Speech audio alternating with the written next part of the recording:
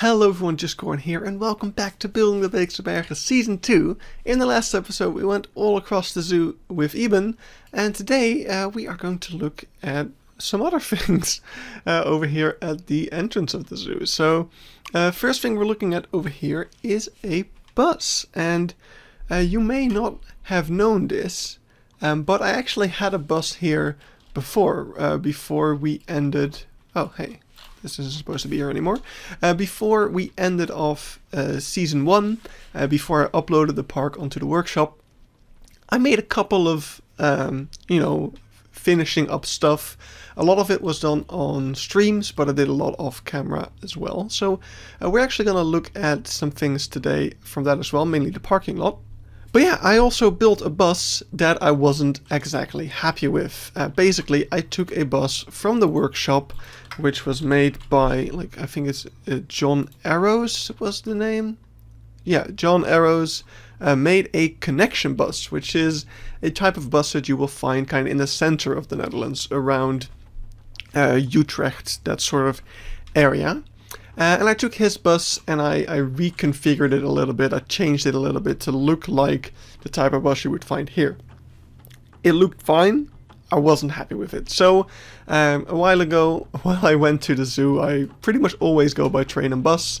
I took some photos of the buses that would take me there, and I built this, and I'm actually really happy with it. It looks really good. I definitely nailed the shape pretty well. The only thing I'm not super happy with is the front over here. It's a little iffy over there, but it's definitely passable. I'm super happy with what this looks like. And I also made it look nice in the dark as well. If we just make it nighttime, I used the emissive window panels. I used the Australia pieces over here, the whatchamacallit, the Australia sign rectangles, which glow in the dark as well, which normally I hate, but is actually a really nice addition right now. Also, I used the New World editable signs, which the text glows in the dark of, which also normally I absolutely despise, but now it actually is perfect because these are little light signs that would glow up in the dark. So yeah, that all worked out really well. And then you've got some lights, you got number plates. I put BBB on the number plate for building the Beekse Bergen. Yeah, just a ton of little Easter eggs like that, I guess. And you could just see, there is actually space inside to do an interior if I wanted to do that. I don't, so we're not, but it's pretty cool.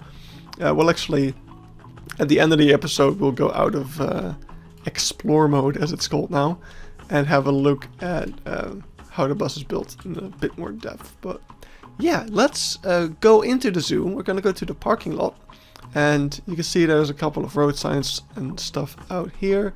This is kind of the main... This is not really the main road leading to the zoo. This road actually leads to the resort. In real life, back there you can see there's an elevation. There will be a bridge over here, and that's the bridge that kind of leads cars into the parking lot. What? Those trees are looking really weird over there. But anyway, that is all outside of the boundaries, which we can't really build, at least now that the free build mod is broken. We definitely won't be able to build there, but even without it, it's nice to have this little bus stop area, but I don't really think we need anything more than that. So onto the parking lot. You've got a little path that leads you to the entrance, and yes, I did put this zoo's guest spawner inside of the bus, so people walk from the bus station across these zebra crossings, and they make their way to the entrance of the zoo, past here, all the way to over there, I'm pretty sure. So that all works out really nicely. I'm super happy with that. And then over here, we've got this little broken down path. I actually, the decals that we got in the Euro pack didn't exist when I built this, so I might actually add a few of those to make this path even dirtier. But yeah, the parking lot is all the way around. Don't look at that. Oh wait, no, that is this episode. Oops. I was like, that's for next episode, but we're actually going to look at that in a little bit. But yeah, there's a little bus stop over here where like a little train cart thing stops by to bring people from the vacation park to the zoo and stuff like that. There's this toilet building which has these crazy patterns on it, which I built using the plaster pieces that we got with the North Africa pack. This was so much work. Like I built this right at the end, right? When I was almost finished with the zoo. I just wanted to get these final few things done up before I put the zoo on the workshop. And then I had to build this. I was just so tired of it. Like, all these custom murals took so much time, even though I just wanted to finish the damn thing. But it looks super cool, and no one's ever gonna look at it because it's just out here on the parking lot. So I'm gonna make you appreciate it real quick, because yeah, a lot of effort went in this one. And then also we've got this little radio tower or cell phone tower. I'm not exactly sure what kind of tower it is. Yeah, that's pretty much it for the parking lot. So at least this side of the parking lot, there is a whole other side to it. When we walk up to the entrance, you've got little bike stalls over here, and then you've got kind of the main pieces of parking lot that you will see used, because these are closest to the entrance. So there's actually a path right around here that goes to all these little bits of parking lot, and you can tell, like, we never needed decals. We could do all sorts of cool things with the pieces the game already offered. No, definitely the decals are definitely way cooler and more versatile. We'll see them being used in a bit. So I might want to go back to this parking lot at some point to use some of the new log pieces that we got in the habitat tab. What were they called? Like all these trunks and branches and stuff like that. They're actually kind of small, so I'm not sure how useful they would be. But around these parking lots and stuff, they just got logs all around to kind of indicate the parking spaces. So I think those pieces could have come quite in handy back then. But yeah, enough of the parking lot. This is something that you may or may not have already seen. I just wanted to put it in a video because it's never been.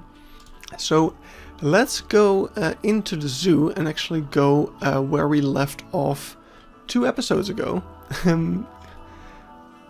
And we're gonna look at the area from there, basically. So of course, last episode was kind of an in-between episode. It was a little unplanned. I actually planned to do this episode first, but things just happened the way they happened, I guess. So 2 episodes ago we left off over here at this bridge, and today we are going to go across it. So you can see this bridge has got a little upgrade as well, with all of these hinge pieces acting as nails. I messed up the bridge a little bit to make it look a bit more rickety and weathered. Also, what's really cool is that the bridge is actually a bridge. Like, there's no huge concrete underbelly that the path normally have when you elevate it. And that was actually done with the Freebuilt mod before it broke. It allowed me to have like a very thin piece of terrain in here. Wait, if we crouch down we can actually see it. There's a super thin bit of terrain here, and there's a path on top of that. Now that's something the game would never allow you to do normally, but the Freebuilt mod does, and yeah, that makes it so that we actually have a functional bridge here that looks like this. And I just noticed that the terrain is a little bit of a mess over here, so I'm just quickly gonna fix that. There we go. So yeah, that's just one of the coolest bridges I have right now, and I'm super happy with that. Then over here is where the walking route used to go. It used to go up, up, up, and then you had like an elevated walkway. Now I mentioned in the last episode the zoo is getting rid of all those elevated walkways, kind of. And this was the first big step they took in that. This was during the Corona closures. This area got a big overhaul to add the Black Rhino area, which we'll see probably next episode. And yeah, the walking route got rerouted over there, which we'll have a look at in a second. And this got blocked off and planted over and dug out a little bit as well. Like, it still goes up, but not as much as it used to. And beyond the lion habitat, it's completely flattened out to get a huge savanna kind of feeling. Because that's the one thing about those elevated walkways. They kind of broke up many potential viewpoints because they were so tall. You have these tall kind of masses of land around. That kind of ruined that. But yeah, over here we have a little revamp of the lion habitat. So I got these birch trees off of the workshop. I'm actually gonna check who made those as well, because I always like to give credit to that. It was these realistic dead birch trees by Carmel TV.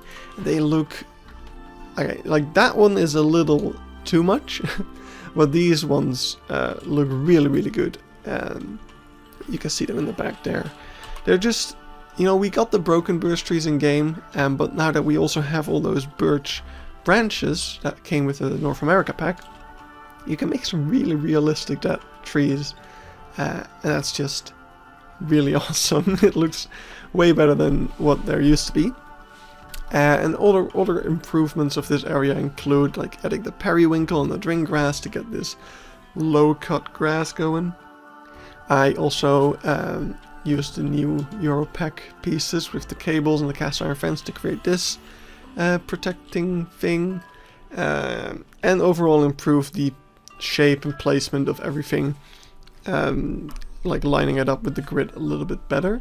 And we'll look at how I did that at the end as well when we leave Gadget Cam. So yeah, in the video from what's new at Beekse Bergen, we also had a little look at the Kalangala over here. This got a little update back then, that it had a little paint job. And before this it was kind of like a bluish grey, but now it's been completely painted over. And the paint work of it is this really grungy, dirty looking look that they tried to achieve.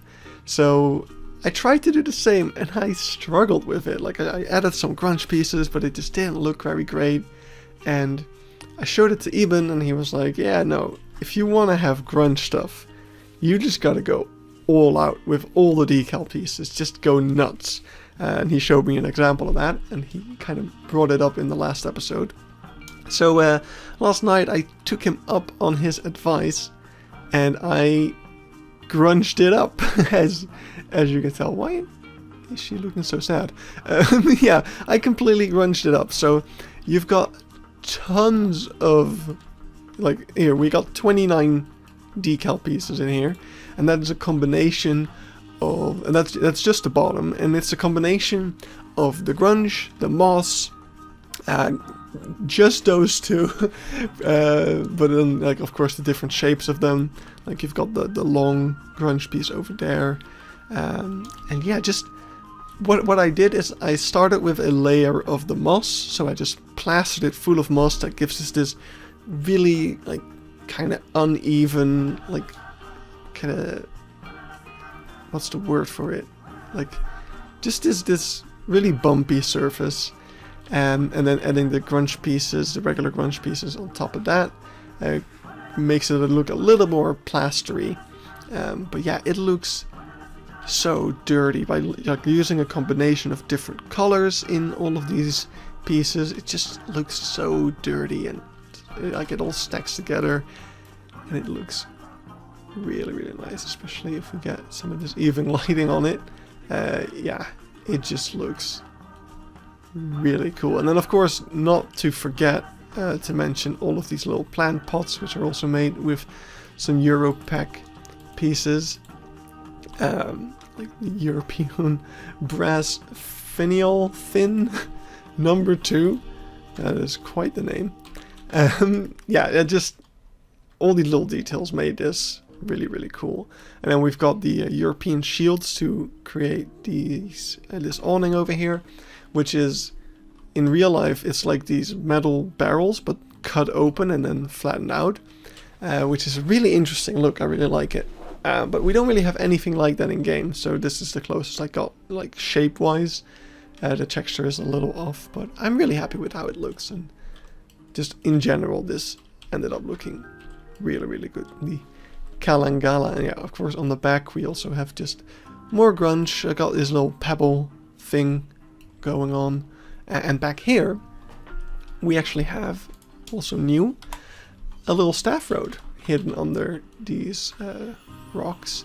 And this is a functional path that brings the staff, you can actually see them walking here, it brings the staff over to the gibbon habitat, so they're able to access it from here. Back in season 1 I had a staff door kind of hidden in this hill, and that's how keepers got to the gibbons, but I wanted to have it a little bit more accurate, and this is actually the main reason 2 episodes ago I mentioned I moved the coltan mine, and this is the main reason why, is to have the space for this, because without the coltan mine moved, it wouldn't have fit, because it was in the wrong spot. It was taking in the space for that stuff. So yeah, so over here we have the docks, which have gotten a little bit of an upgrade. Like, I added some of the hinge pieces, I added the European shields over here as well, instead of the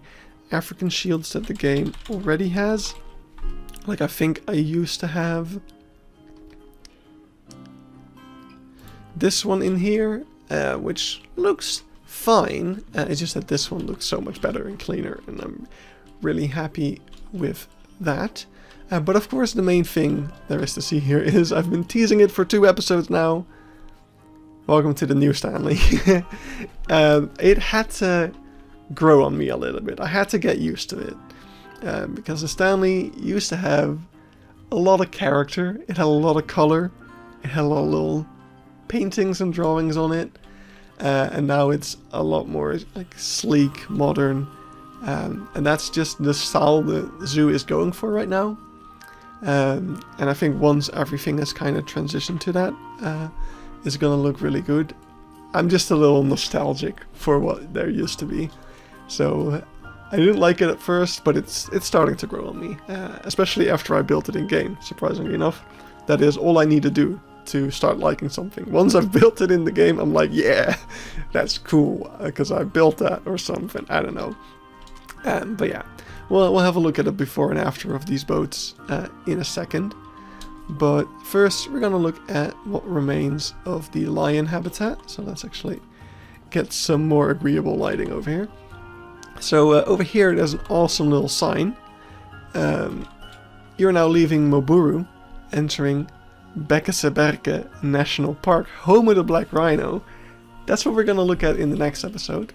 But yeah, I already built the sign, because that is out here. Looks like I even made it a fixed sign. That's cool. And of course, thank you for visiting Beekse Bergen National Park. Welcome to Moburu. So Moburu, in case you don't know, is, I'm guessing, the name of the African city that the zoo is kind of constructing at the entrance. Like, the first phase of that was a couple of years ago when they built the Barabao gift shop and stuff like that. But if I understand correctly, they intend to have more sort of buildings and stuff and create like an African village / city at the entrance area, and the name of that city will be Moburu. And they're starting to reference it here and there in certain spots like this, but also an educational area that we'll see in the next episode. So I think that's pretty neat. They're creating like a story for the zoo and its locations. So yeah. So really cool over here as well. This path, which is now the walking route, used to be the car safari. And the car safari started off over here, and you went over this wooden log bridge which made your car go hop-a-da-ba-ba-da-boom. That's the best way I can describe that. Apologies. But yeah, they didn't completely get rid of that woodlog bridge. They just cut it open and added a walking path through it, but they kept the sides of it as a kind of an homage to what used to be there, which I think is really sweet, kind of cool. Also, they added this extra beam over here to make this fence a little bit taller for people not to like fall into the lion's moat, which probably is pretty useful. So yeah, that would be that. That is pretty much this. So of course, if you continue going here, we get to this viewing point of the lions that they added. Now that the kind of main viewing of the lions, which was like an elevator view up there, that's been taken out with the removal of that walking route. So they added this glass window over here. There used to actually be a gate over here, which I don't think got used very often, because the main gate that they used is back here. But yeah, that gate has been taken out and replaced with these windows, so that from here you've got this pretty sweet view of the lions. And yeah, we recreated that pretty accurately, I would say. So pretty happy with that. So yeah, in the next episode we're gonna keep going this way. You can already see some things taking shape back here, but that's gonna do it for now. We're actually gonna go and leave explore mode for a second to go to our graveyard and have a look at some of these buses and boats and stuff. All of this stuff I am gonna put on the workshop. Actually, I've been uploading a bunch of things onto the workshop that I've built recently. So a bunch of season 2 props and things. I've just put them all on the workshop separately, so there's all these little items that you can download there. But yeah, the bus over here, you can see how I built it, is that I took those pictures, I put those on this billboard, and I made sure that they were to scale. So what I could just do was take my art shapes and font pieces and all that sort of stuff and just trace this image, and then I had like a slice of bus, and then I made that 3D and took all the other reference photos and started adding all the details and whatnot, and that worked super well. I'm really happy with how it turned out. And yeah, as I said, there is space inside to do something, but I'm not gonna. It looks just fine the way it does right now. And also over here you can see this was the old bus, the modified connection bus. I tried to get some detail in here, like the name of the bus company and the company that owns that as well. But yeah, it wasn't that great. And also interesting to note actually is I used those new world signs for this part over here, but if I were to want that on the front as well, you could see that the sign would actually stick out quite a bit above, so I couldn't do that.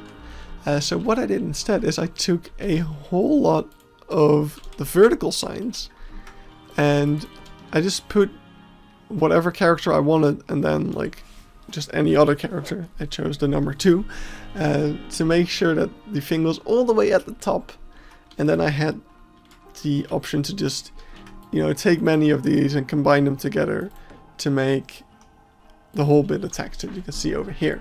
So the only downside is that this sign, of course, has this incredible width that you can do nothing with. No pun intended. So that's why it's kind of like this small bit of text centered in the middle instead of spanning the entire thing. But you take what you can, right? This is it worked out pretty well. Let's make sure that it's all right. There we go.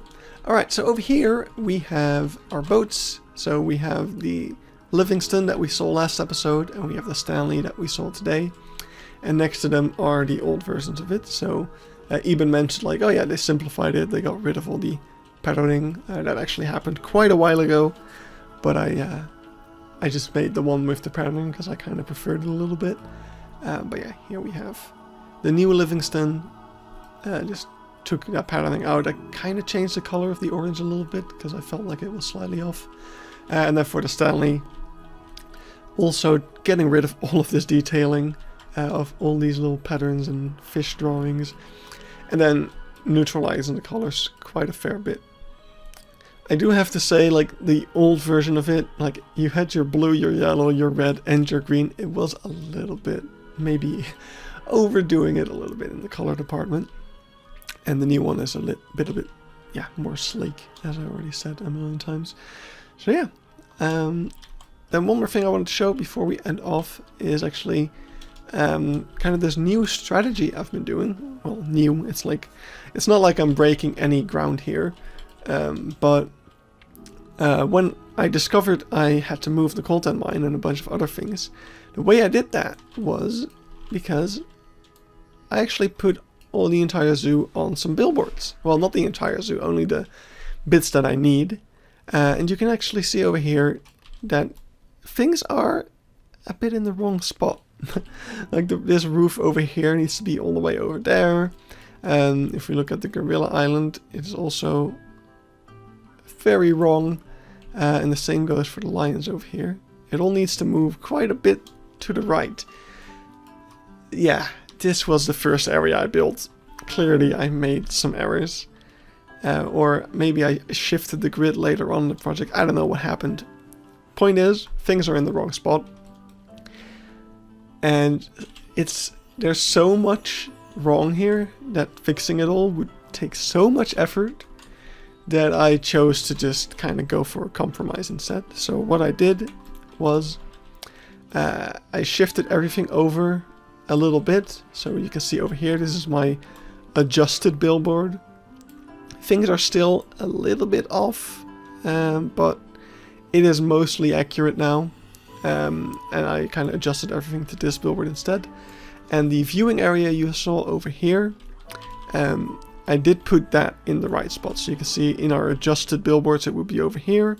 But, oops, that's not something I wanted to do. But in real life, or in what I actually built, it's over here instead of over there. So from this point on, everything will be in the right spot again. So next episode, we're going to move to the Black Rhino area. That is all going to be like in the right spot. So everything should be fine there. But yeah, when I adjusted the billboards, the only thing that was in the wrong spot was the coltan mine. So that's why I had to move that. I just thought I'd clear that up, kind of give some insight into how I've been tackling things. And when we get to the Black Rhino area, I did put that entire area on billboards as well. You can see them over here. So let me actually just lift that up. So I've been able to trace these billboards exactly. So I think it's pretty safe to say that the Black Rhino area is going to be the most accurate thing in the recreation, location-wise at least. So look forward to that. Hope you do. I'll see you next episode. Thanks for watching. Bye bye.